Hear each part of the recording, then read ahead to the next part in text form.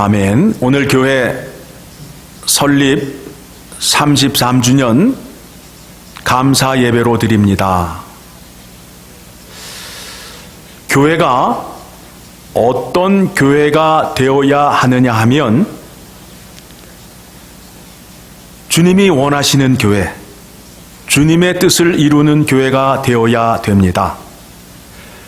오늘 본문의 말씀을 보게 되니까 예수님께서 회당에 들어가서 이사야의 글을 읽으시면서 주의 은혜의 해를 선포하려 왔노라, 이루려 왔노라 라고 말씀하고 있습니다. 이 말씀이 구약에서 어떻게 소개되고 있느냐 하면 희년제도예요. 희년제도. 희년이라고 들어보셨나요? 이스라엘의 사회법을 보게 되면 희년이라는 법이 있습니다. 그 법이 지켜도 되고 안 지켜도 되는 게 아니라 법을 어기게 되면 죄가 되는 겁니다. 희년을 이해하기 위해서는 먼저 몇 가지 아셔야 될 것이 있습니다. 먼저 안식일이 있는데 안식일은 며칠마다 있지요? 7일마다 있습니다. 안식일 법을 제정했어요. 안식일 법이에요. 법. 안식일을 어기게 되면 돌로 쳐 죽이라고 했어요. 그런데 안식일 날 법이 뭐냐 하면 하나님께 예배를 드리고 그 다음에 노동 시간을, 노동법을 제정했어요. 안식일 날에는 일할 수 있습니까? 없습니까? 할 수 없어요. 집에 있는 종들도 가축들도 쉬는 날이에요. 이거를 법적으로 정해놓은 거예요. 그리고 매 7년마다 안식년을 정하였습니다.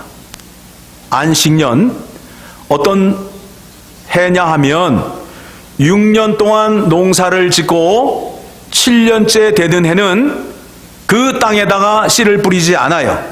그냥 땅을 쉬게 해요. 그러니까 농사를 짓는 농사꾼도 쉬고 땅도 쉬는 해예요. 여러분, 그 얘기를 들으니까 갑자기 머릿속에 계산기가 막 쳐지게 되죠. 그러면 7년째 되는 해에 씨를 뿌리지 않으면 어떻게 먹고 살라고 라고 여러분 생각할 수 있어요. 그런데 성경을 찾아보게 되면 레위기 25장의 말씀을 찾아보게 되면 6째 되는 해에 몇 년 동안 먹을 거를 주신다? 몇 년 동안 먹을 거를 주신다?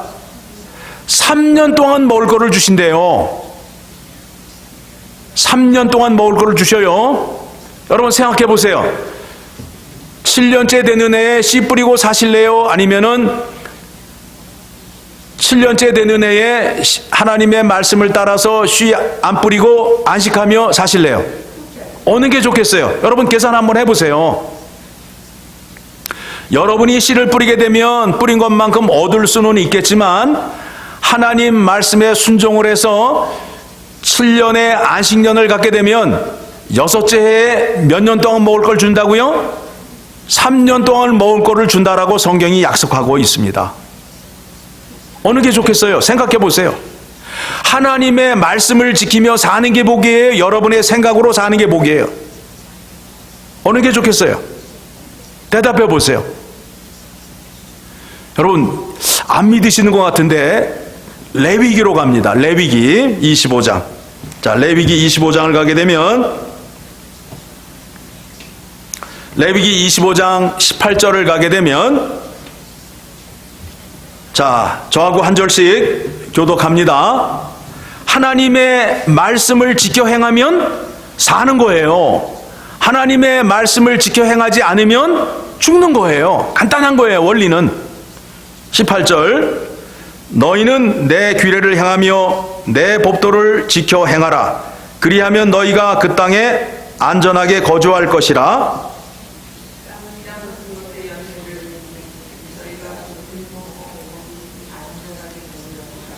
만일 너희가 말하기를 우리가 만일 일곱째 해에 심지도 못하고 소출을 거두지도 못하면 우리가 무엇을 먹으리요 하겠으나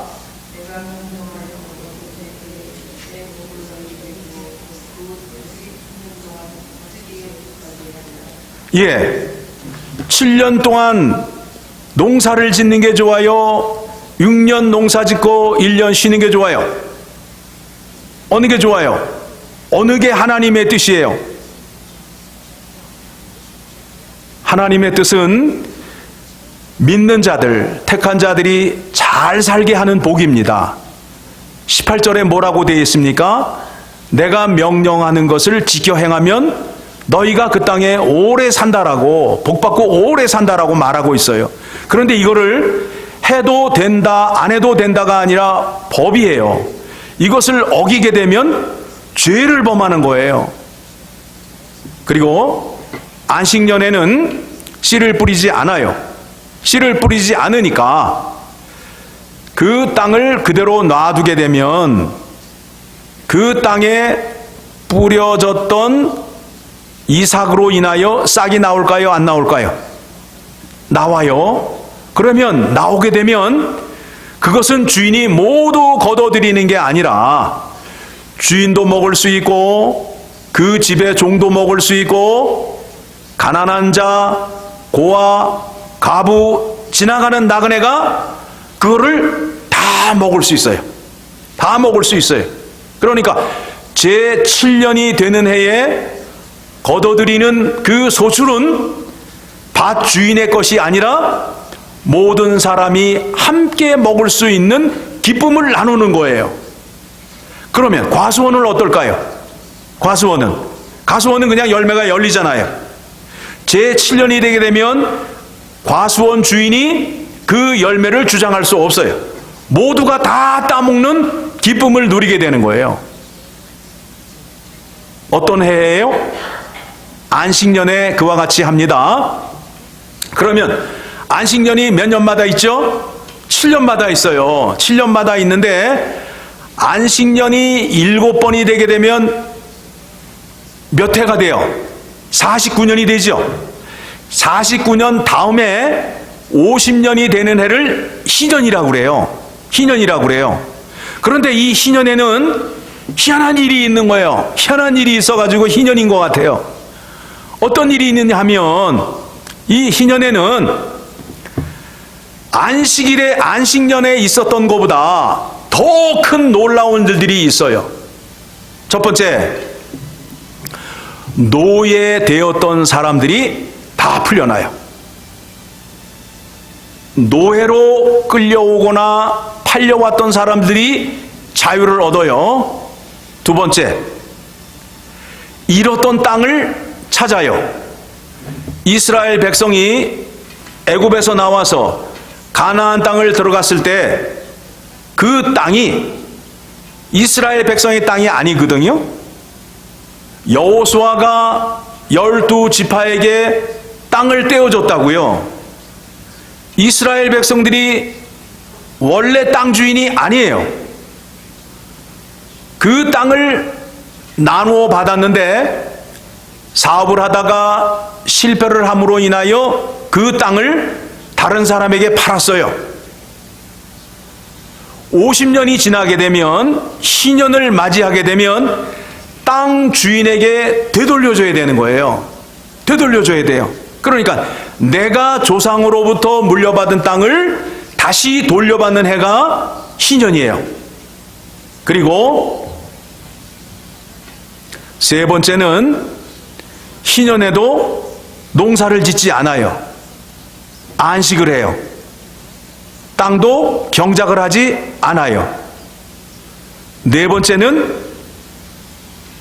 빚을 탕감받아요.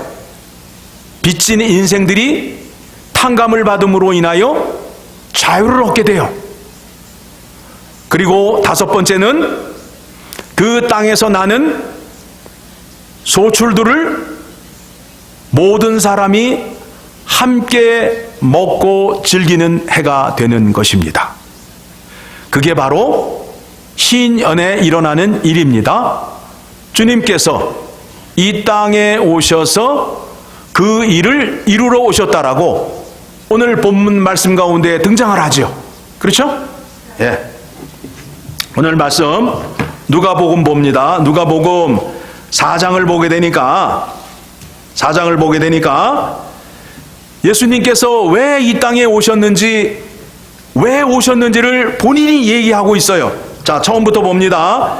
예수께서 자라나신 곳 나사렛에 이르사 안식일에 늘 하시던 대로 회당에 들어가사 성경을 읽으려고 서심해 선지자 이사야의 글을 들이거늘 책을 펴서 이렇게 기록된 데를 찾으시니 곧 주의 성령이 내게 임하셨으니, 예수님이 이 땅에 오셔서 세례 요한에게 세례를 받으실 때에 성령이 예수님에게 임하셨습니다.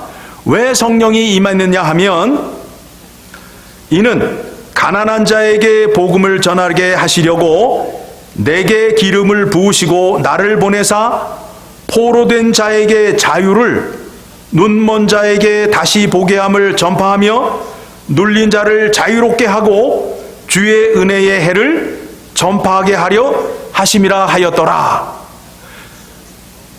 신년의 은혜를 선포하시기 위하여, 그것을 이루시기 위하여 누가 오셨다고요? 예수님이 오셨다는 거예요. 그러면 예수님을 통해서 이게 어떻게 일어나느냐 하면, 자, 아까 5가지를 말씀드렸어요. 희년에 일어나는 5가지를 말씀드렸는데 노예가 해방이 된다라고 말씀드렸어요. 그렇죠? 우리가 죄의 종이었습니까? 종 아니었습니까? 죄의 종이었는데 이제 죄의 종에서 해방이 되어서 자유인이 되었어요. 그렇죠? 그런 다음에 2번째, 잃었던 땅을 찾는다고 말씀하셨죠?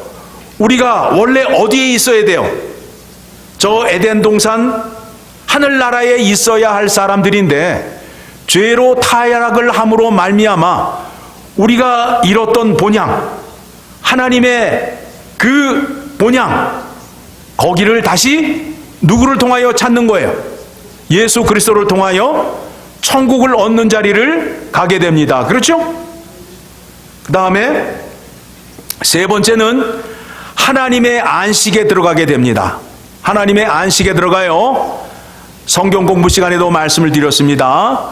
하나님의 안식, 하나님이 제7일 날 안식을 하셨어요. 안식을 하셨어요. 하나님이 쉬셨어요.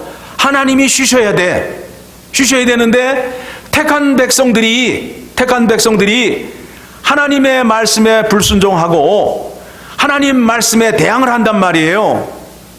하나님이 쉬시기 위하여 예수 그리스도를 이 땅에 보내시고 주의 날, 주님 앞에 나와 주님의 이름으로 회개만 하면 용서해 주는 날이에요. 용서해 주는 날이에요. 그래서 여러분, 주일날 오실 때에 죄를 들고 오셔야 된다고요. 주일날 주님 앞에 나와서 죄의 문제만 내려놓기만 하면 주님께서 묻지도 않고 따지지도 않고 기억도 안 하시고 다 용서해 주는 날이란 말입니다. 그날이 무슨 날이라고요? 주의 날이에요. 그리고 죄 용서해 주시고 은혜와 평강으로 가득 채워주시는 날입니다. 4번째는 빚진 자의 인생을 탕감해줘요. 우리의 죄를 누가 죄값을 치러주셨습니까? 예수님께서. 그렇죠? 그 다음에 5번째는 땅에서 나는 모든 소출을 자기 것이라 주장하지 아니하고 땅 주인이나 지나가는 자나 다 함께 먹고 즐기는 해예요. 그게 바로 희년인데 그거를 예수님께서 이루시는데 어디를 통해서 이루냐 하면 여러분 어디일 것 같아요? 어디일 것 같아요? 오늘이 무슨 날이에요? 오늘이 무슨 날이에요?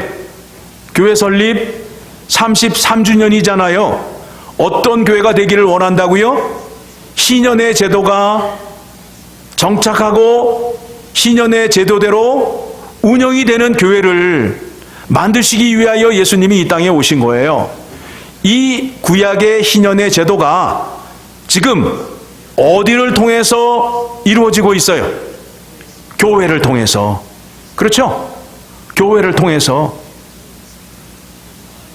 종에 매였던 자들이 교회에 와서 예수 그리스도의 이름으로 구원을 받고 자유함을 얻게 되잖아요.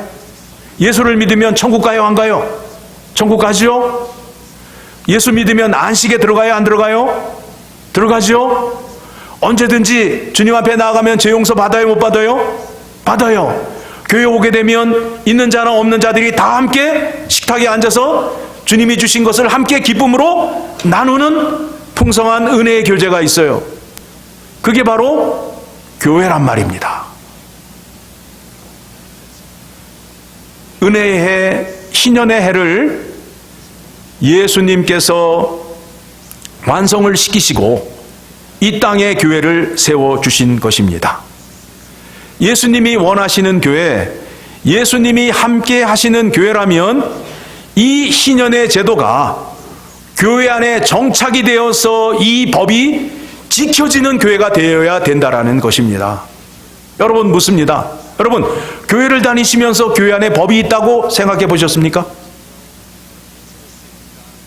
이 법이 정착이 되고 이 법을 따르는 백성들을 만들기 위해서 예수님께서 교회를 세우신 거예요. 그런데 오늘날 교회 안에 들어와 있는 분들이 예수님이 정하신 이 법의 제도를 다 망각하고 무시하고 자기의 뜻대로 자기의 주장대로 하려고 하는 사람들이 너무 많아요.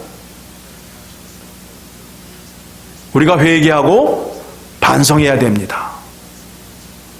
성경을 보게 되면 하나님과의 관계를 사랑으로 표현할 때는 부부 관계로 표현을 하고요.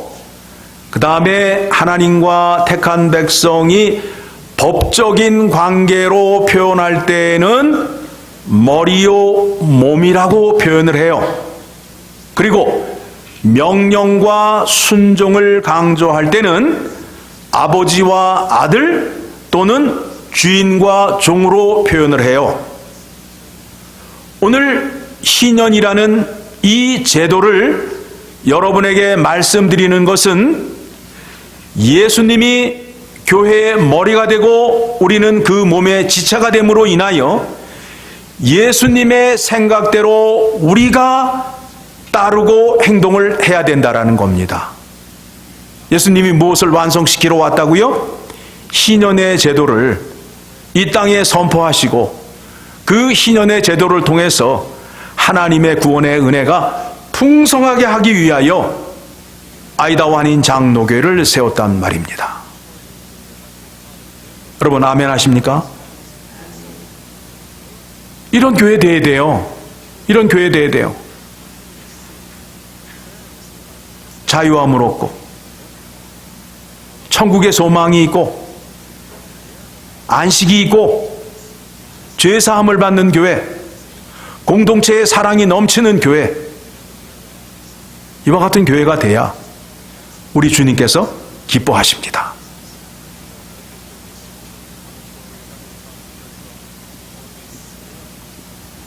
이와 같은 교회가 될 때에 우리 주님께서 이 교회를 사랑해 주시고 한량의 은혜를 부어 주십니다. 그래서 사도들이 교회에게 보내는 서신서를 보게 되면 첫 인사가 뭐냐 하면 하나님과 예수 그리스도의 은혜와 평강이 너희에게 넘칠지어다 라고 기도하고 있어요. 아이다 완인 장로교회에 하나님의 은혜와 평강이 넘치게 하기 위해서는 주님께서 피 흘려 세우신 교회에 희년의 제도가 정착하고 그 법대로 따라 살 때에 은혜가 넘친다라는 것을 기억하셔야 됩니다. 여러분, 오늘 이 말씀 우리가 듣고 마음판에 새기고 1년을 한번 살아보시고 내년 34주년 때에 얼마나 은혜를 주셨는가 확인해 보자고요. 확인해 보자고요. 이렇게 살았는데 주시는지 안 주시는지 확인해 보자고요. 하나님의 법을 지키고 살면 누가 지켜주신다고요? 하나님이 지켜주신대요. 여러분, 이 땅에 세워진 나라 가운데에, 나라의 예산 가운데에 가장 많은 돈이 들어가는 부분이 어떤 부분이에요? 국방이잖아요. 국방. 나라를 지키기 위해서 최신 무기를 사야 되고 군인들을 모집해야 되는 국방비에 돈이 많이 들어가잖아요. 그런데 그 국방의 문제를 누가 책임지겠다는 거예요? 하나님이 책임짐으로 인하여 안전하게 살 수 있고 풍요로움을 약속하고 있잖아요.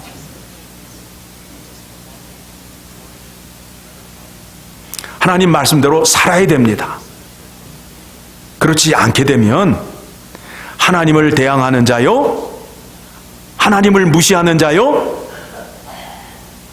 하나님을 배역하는 자가 되는 것입니다.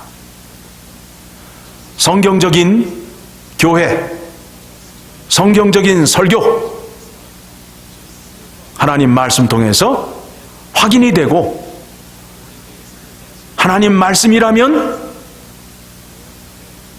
죽음의 자리에서라도 순종할 수 있는 믿음이 있어야 됩니다. 왜 그래요? 하나님께서 말씀을 지키는 자에게 함께 해주시고 능력을 주신다 약속하셨기 때문에 그 말씀에 따라 사셔야 됩니다. 우리의 생각으로 하나님을 믿어서는 안 됩니다.